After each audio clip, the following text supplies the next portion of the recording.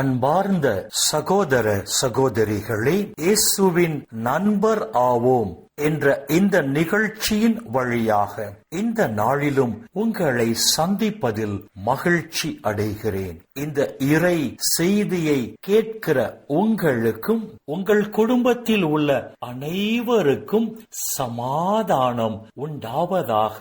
ஆமென். அன்பார்ந்த சகோதர சகோதரிகளே, இன்றைய நாளின் தியானத்திற்காக நாம் எடுத்துக்கொண்ட இறை வார்த்தை புனித பவுல் ரோமையருக்கு எழுதிய திருமுகம் 15ஆம் அதிகாரம் 7வது இறை வார்த்தை. ஆகையால் கிறிஸ்து உங்களை ஏற்றுக்கொண்டது போல் நீங்களும் ஒருவரை ஒருவர் ஏற்றுக்கொள்ளுங்கள், அப்போது கடவுளை பெருமைப்படுத்துவீர்கள் என்று புனித பவுல் இங்கு எழுதுகிறார். புற இனத்தாராகிய உங்களை கிறிஸ்து ஏற்றுக்கொண்டது போல், பாவிகளாகிய உங்களை கிறிஸ்து ஏற்றுக்கொண்டது போல் நீங்களும் ஒருவரை ஒருவர் ஏற்றுக்கொள்ளும் போதுதான் நீங்கள் கடவுளை மகிமைப்படுத்துகிறீர்கள், கடவுளை மாட்சிப்படுத்துகிறீர்கள் என்று புனித பவுல் இங்கு எழுதுகிறார். கிறிஸ்து யாரை ஏற்றுக்கொண்டார்? இந்த உலகில் யூதனாக பிறந்த ஆண்டவர் இயேசு யூத சமுதாயத்தால் ஒதுக்கி வைக்கப்பட்ட தொழில் நோயாளிகளை ஏற்றுக்கொண்டார். யூத சமுதாயத்தால் புறக்கணிக்கப்பட்ட சமாரியர்களை இயேசு ஏற்றுக்கொண்டார். யூத சமுதாயம் பாவிகள் என்று முத்திரை குத்திய வரி தண்டுபவர்களை இயேசு ஏற்றுக்கொண்டார். யூத சமுதாயத்தில் தாழ் நிலையில் வாழ்ந்த மக்களை இயேசு ஏற்றுக்கொண்டார். ஆம் அன்பு சகோதரா, அன்பு சகோதரி, ஆண்டவர் இயேசு இந்த உலகில் வாழ்ந்த அத்துணை மக்களையும் ஏற்றுக்கொண்டு வாழ்ந்தார். காரணம், ஆண்டவர் இயேசு ஆவிக்குரிய இயல்பில் வாழ்ந்தார். இன்று நாமும் ஆவிக்குரிய இயல்பில் எல்லா மக்களையும் நாம் ஏற்றுக்கொண்டு வாழ்வோம் என்று சொன்னால் நாம் கிறிஸ்துவாக வாழ்கிறோம். மாறாக ஊன் இயல்பின் தன்மையில் நாம் ஒரு சிலரை மட்டும் ஏற்றுக்கொண்டு வாழ்வோம் என்று சொன்னால் நாம் கிறிஸ்துவாக வாழ்வதில்லை, கிறிஸ்துவர்களாக வாழ்கிறோம் என்பதை மறந்துவிட வேண்டாம். அன்பு சகோதரா, அன்பு சகோதரி, இன்றைய நாளிலும் ஜாதி என்கிற அந்த கொடிய பாவமானது இந்த உலகில் இருந்து கொண்டுதான் இருக்கிறது. ஒரு முறை ஆண்டவர் பணிக்காக உவரிக்கு செல்ல வேண்டியிருந்தது. பேருந்தில் இருந்து இறங்கியவுடன் அங்கிருந்த மனிதர்களை பார்த்து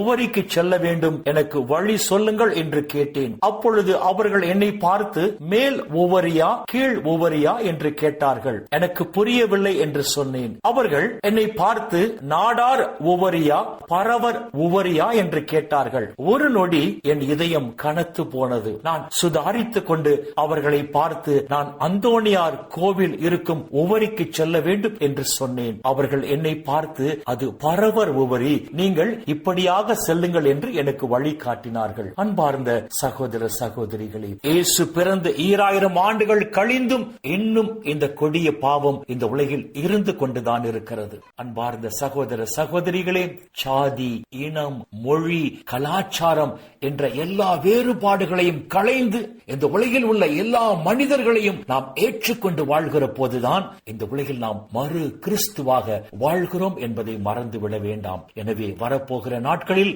சாதி, இனம், மொழி, கலாச்சாரம் என்கிற எல்லா வேறுபாடுகளையும் களைந்து எல்லா மக்களையும் ஏற்றுக்கொண்டு இந்த உலகிலே நாம் மறு கிறிஸ்துவாக வாழ்வோம். அப்பொழுது பரலோக பிதா இந்த உலகிலும் நம்மை ஆசீர்வதிப்பார். இந்த உலக வாழ்வின் முடிவில் அந்த நிலை வாழ்வையும் நமக்கு பரிசாக தருவார். இந்த இறை சிந்தனைகளோடு நாம் ஜெபத்திற்குள் கடந்து செல்வோம். மக்கள், எங்களை நேசிக்கிற நல்ல பிதா, அப்பா, இந்த உலகில் இன்னும் ஒரு நாளை நீர் எங்களுக்கு சேர்த்து தந்த உம்முடைய கிருபைக்கு நன்றி சொல்லுகிறோம். உம்மால் தேர்ந்து கொள்ளப்பட்ட நாங்கள் எவ்வாறு வாழ்ந்தால் நாங்கள் மறு கிறிஸ்துவாக வாழ்வோம் என்று சொல்லி உம்முடைய உயிருள்ள வார்த்தைகள் வாயிலாக எங்களோடு பேசினீரே. அப்பா, உமக்கு நன்றி சொல்லுகிறோம். உம்மால் தேர்ந்து கொள்ளப்பட்ட நாங்கள் வரப்போகிற நாட்களில் ஆண்டவர் இயேசுவை போல் எல்லா மனிதர்களையும் ஏற்றுக்கொண்டு இந்த உலகில் நாங்கள் மறு கிறிஸ்துவாக வாழ்கிற போது, அப்பா பிதாவே, இந்த உலகிலும் தேவரீர் எங்களை ஆசீர்வதித்து அந்த நிலை வாழ்வையும் எங்களுக்கு பரிசாக தருவீராக. அப்பா பிதாவே, இந்த இறை செய்தியை கேட்கிற அனைத்து மக்களையும் அவர்கள் குடும்பங்களையும் விண்ணக ஒளி பீடத்திலிருந்து தேவரீர் நிறைவாக ஆசீர்வதிப்பீராக. அப்பா பிதாவே, இந்த நாட்களிலே 10ஆம் வகுப்பு 12ஆம் வகுப்பு தேர்வு எழுத போகிற எல்லா மாணவர்களையும் அப்பா உங்க பாதத்தில் அர்ப்பணித்து செபிக்கிறேன். அப்பா, தேர்வு எழுத போகிற எல்லா மாணவர்களுக்கும் நல்ல உடல் சுகம் தந்து அவர்களை ஆசீர்வதிப்பீராக. அப்பா, தேர்வு எழுத போகிற ஒவ்வொரு மாணவர்களுக்கும் நன்றாக படிக்கக்கூடிய ஆற்றலையும் நல்ல ஞாபக சக்தியையும் கொடுத்து வரப்போகிற தேர்வில் அப்பா, உம்முடைய பிள்ளைகள் அதிக மதிப்பெண்களை பெற்று உம்முடைய சாட்சிகளாக இந்த உலகில் திகழச் செய்வீராக. அப்பா பிதாவே, இந்த இறை செய்தியை கேட்கிற உம்முடைய பிள்ளைகள் இந்த நாளில் எந்த குறையும் இன்றி மன நிறைவோடு, மன மகிழ்ச்சியோடு, மன அமைதியோடு, நலமோடு வாழ கிருபை செய்வீராக. இயேசுவின் பரிசுத்த நாமத்தில் ஜெபிக்கிறோம் நல்ல பிதாவே. ஆமென், ஆமென், ஆமென்.